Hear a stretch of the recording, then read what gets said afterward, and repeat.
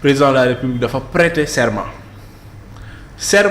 bi mu prêter c'est la République avant tout. Qui dit que cette loi n'est pas contre la République? Qui sait? Donc dañ koy supposer. c'est une question qu'on se pose parce que gëm nañ ni président de la République lépp lu baax ci réew mi lépp luy renforcer état de droit du ci xaar dara.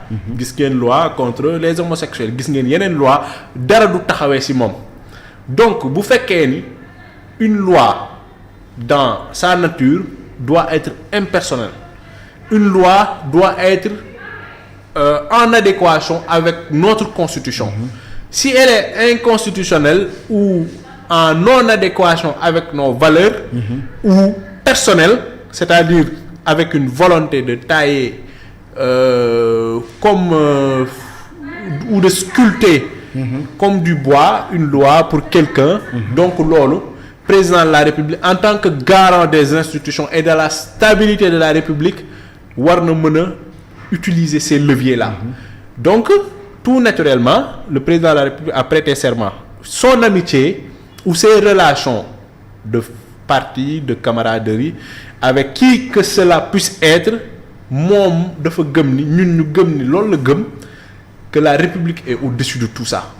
Donc il n'y a pas lieu de regarder si c'est Massamba ou Mademba. Lui il fait ce qui arrange la République conformément à son serment. mais tey fan ngay dugal Seydi Abdoul maanaam le président Bassirou Diomaye Faye il y a de cela quelques années bu doon wax ne moom Ousmane Sonko jarul muy jàkk sees bi na ko lorñe bu baax a baax jarul sax mu koy kii na ko ne jàkk bu baax a baax tey président boobu tey waxoon ñu lool ak tey le président Bassirou Diomaye Diakhar Faye bu ñu gis ci discours bi keroog même ba muy génn ci sortie bi par rapport ak cette question dafa changé bu baax a baax ci li mu tontu woon jamono jooju. Est-ce que dafa ne bu mu ko lorñe wax na ko.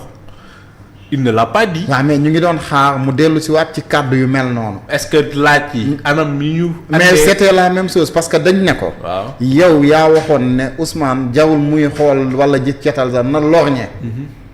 mais la façon dont il a répondu presque il a tourné autour même du pot. non loolu présomption la ça c'est une présomption man gisuma wala dégguma fu mu waxee ni bu mu ko lorñe le président est un démocrate.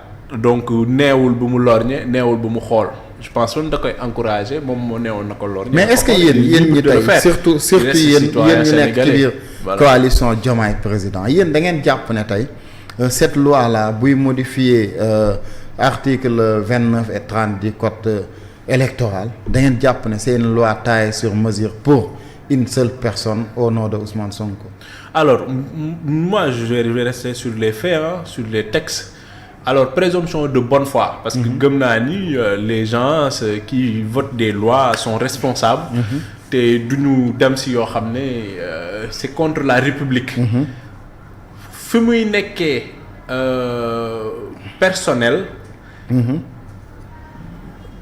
peut-être ci kanam dinañ ko gis waaye nag xel ñaaw na parce que buñ amee ay dispositions yoo xam ne dañ ko ci dindi comme contumace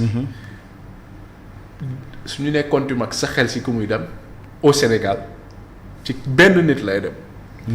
donc foofu xel dina fa commencer ñaaw. man am naa présomption de bonne foi que ni loi bi dippee ci waxtaan yi parties prenantes yépp am. dont le PASTEF. le président de l'Assemblée nationale le président du groupe parlementaire et d'autres membres de PASTEF man gëm naa ni boobu. moom moo jaar yoon. mais ñoom ci waxtaan yi quand même mais ci dialogue bi quand même signifié woon nañ que lu jëm ci loi yooyu amul woon déggoo. non dafa neewuñu amul woon déggoo dafa am ay tomb. am jubóowuñu ci woon. waaw te tomb yu amul woon déggoo dañ ko dindi. statut chef de l'opposition. ak yeneen c'est-à-dire tomb bu amul woon déggoo. boo même ci article bi code électoral bi L29 beeg L30 bi sur modification yi amul woon déggoo ci jamono jooju. léegi bu ñu waxtaanee. déggoowuñu. ñu ne président moo war a trancher. président dafa ne waxtaan leen loo leen juboo ñu xaatim ko transformer ko. en loi. ci li ngeen jubóowul après moom mu taxaase te même bu dul loolu. te même bu dul loolu bépp modification bu am Sénégal réewu dialogue la. bépp changement bu am Sénégal gis nañ ni waxtaan mooy jiitu. donc on ne peut pas aussi comprendre tu veux faire passer une loi et le lendemain tu convoques les autres parties prenantes à un dialogue. donc mais est-ce que loolu aussi la responsabilité aussi chronologie des faits bi ni mu demee.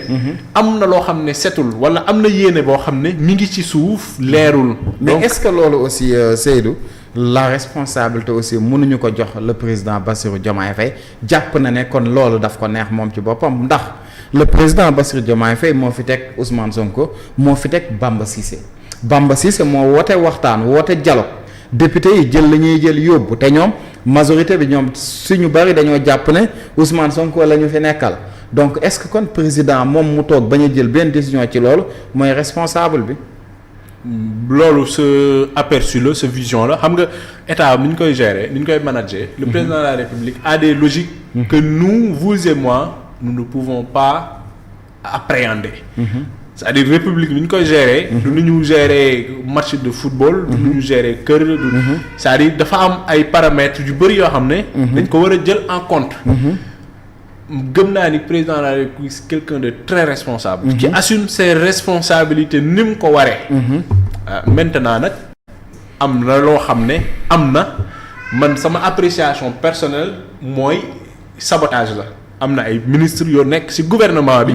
et des directeurs généraux qui sont en train de saboter la bonne marche de la République. et loolu la responsabilité incombe au président de la République. pas du tout. parce que tey quand tu nommes un ministre. supposons tu nommes un maître Bamba Cissé.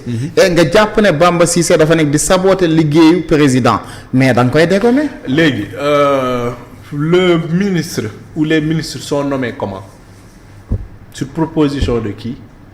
du premier ministre. mais s'ils ne font pas leur travail. maintenant. décret bi président moo ko moom. gis nga décret président moo ko moom. moo waral mu doon koo xam ne dafa mesurer et réfléchir. réew kenn du ko jiite ci parax ndax boo juumee. sànq ñu bëri.